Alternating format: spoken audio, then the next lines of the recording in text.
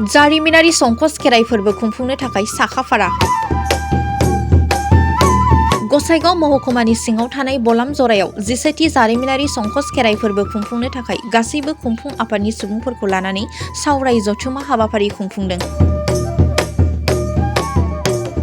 बे जथुमा हाबाफारियाव आलासि महरै बाहागो लादोंमोन बिटिसिनि इएम मृत्युंजय नार्जारीजों लोगोसे जारिमिनारि संकस खेराइ फोरबो खुंफुं आफादनि गुबुन गुबुन बिबानाव थानाय दैदेनगिरिफोराबो बाहागो लादोंमोन।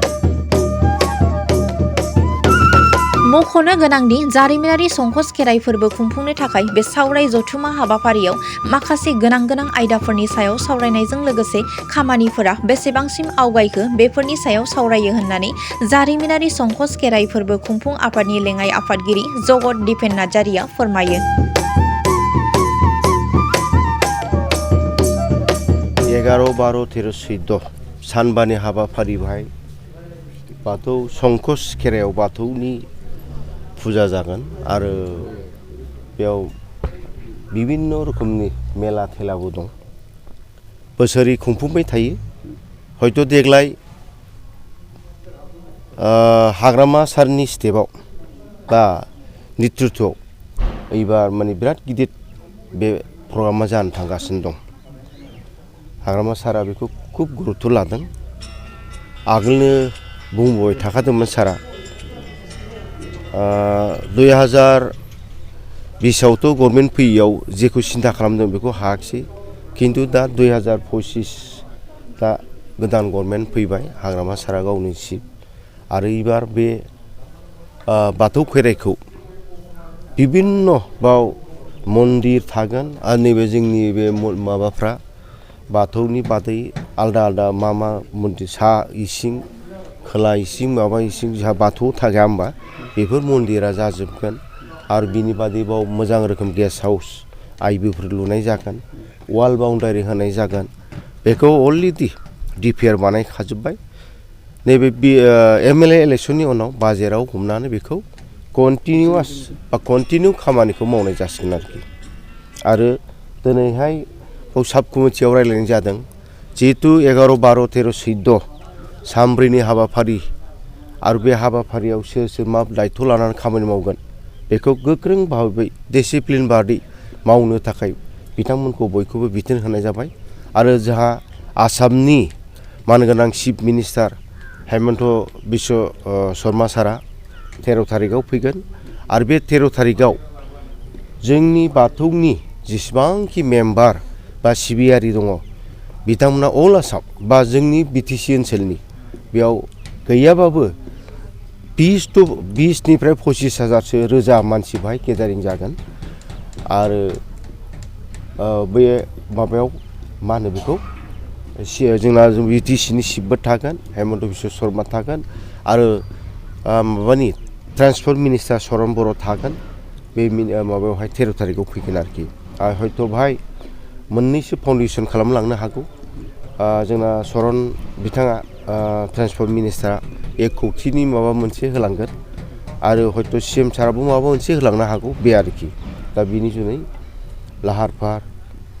माब्रैहाय मोजां रोखोमै डिसिप्लिन बादै खुंफुंनो हायो बेखौ दिनै खुब सिरियासै बानजाय आफादफोरखौ लानानै सावरायनाय जादों। बिटिसिनि बायजोआव थानाय बर' बाथौ सिबियारिफोरखौ लेंहरनाय जादों। औ गासिखौबो खावलायहरदों आरो बिथांमोननो फैनायनि थाखाय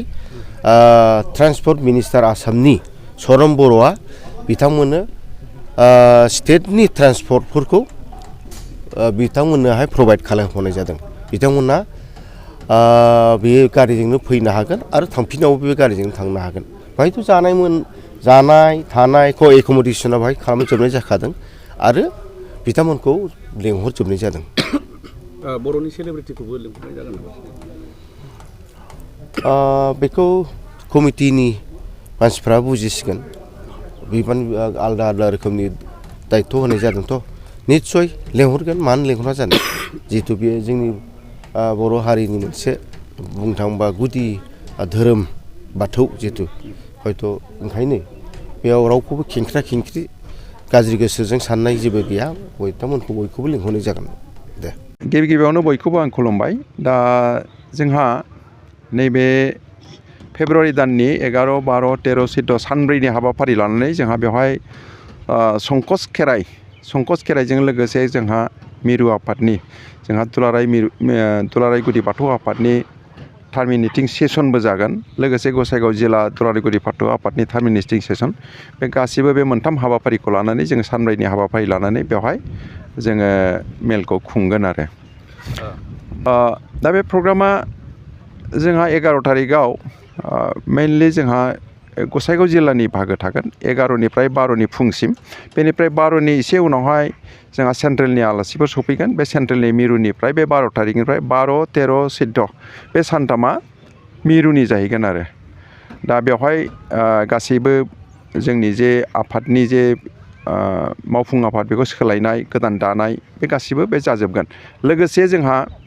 आसामनि गिबि मन्थ्रिया जोंहा 14 थारिखआव जोङो गेवलां मेल लादों हिसाबै इदिनखालि सफैनांगौमोन खिन्थु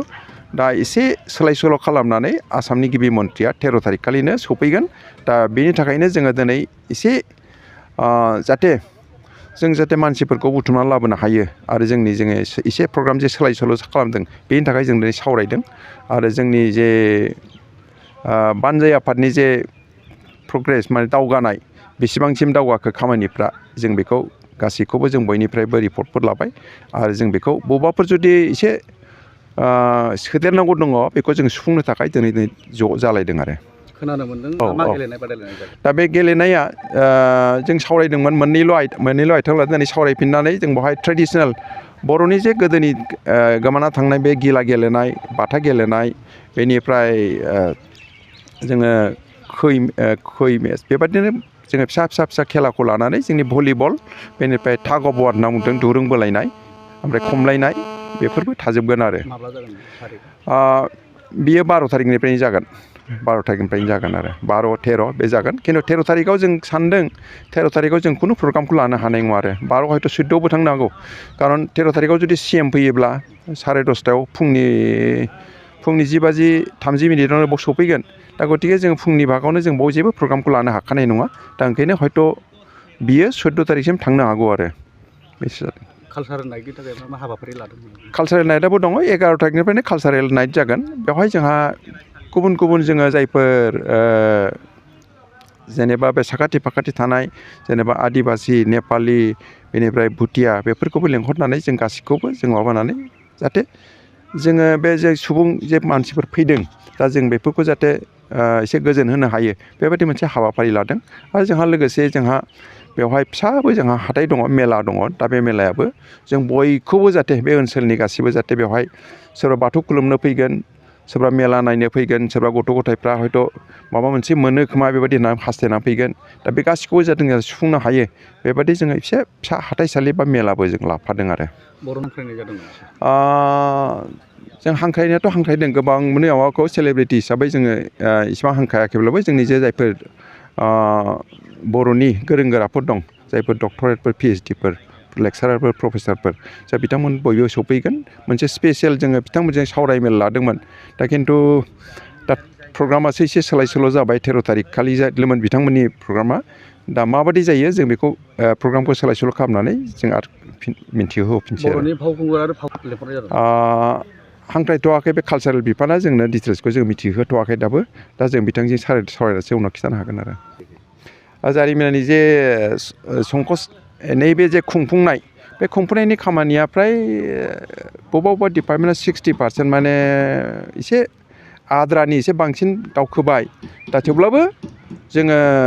माने 10 थारिखनि गेजेरावनो बेफोरखौ फोजोबनो हागोन माने जोङो गासिखौबो लानानै जेनेबा कसुगावनिफ्राय आप टु संकस नैबे जोबथा बे लामा PWD लामाफोरखौबो लानानै बिथांमोना जोंनो होनदोंबा 10 थारिखनि सिगांनो बिथांमोना गथायगोन आरो जायफोर जे बानजाय आफादनि जायफोर बिफानारि जायफोर दालाइसा आफादफोर दं बिथांमोनाबो जोंनो 10 थारिखनि गेजेरावनो जोंनो फोजोबना होगोन होननानै खोथा होखाबाय आरो बेसेबां बाथौ सिबियारि आङो बयखौबो जाहाथे जों होनाखै जे गुदि बाथौ बा बुलि बाथौआल' फैनांगौ बेवहाय नङा बयबो बाथौ सिबियारिजों लोगोसे बर'आनो जिहेथु नैबे जारिमिनारि संकस खेराइया जारिमिनारि संकस खेराइ जोंनि बर'नि मोनसे खेराइसो आरो गोदो गोदाय जे जोंनि बर'आ मोनसेल' बाथौमोन बाथौ दानि बादि बुलि बाथौ सोरबा रुफामनि बाथौ सोरबा माबा बाथौ बेबायदि गैयामोन दा गतिके जों गासिखौबो खावलायदों जाहाथे बयबो बेवहाय ज' जानानै गासै बर'आनो हिन्दु ख्रिस्टियान गासिबो धोरोमखौ बासियालाबानो गासिबो जाहाथे बेयाव सफैनो हायो गासिबो जाहाथे बाहागो लाफैयो बेखौ आङो बयखौबो आं खावलायबाय आरो गोजोन्थों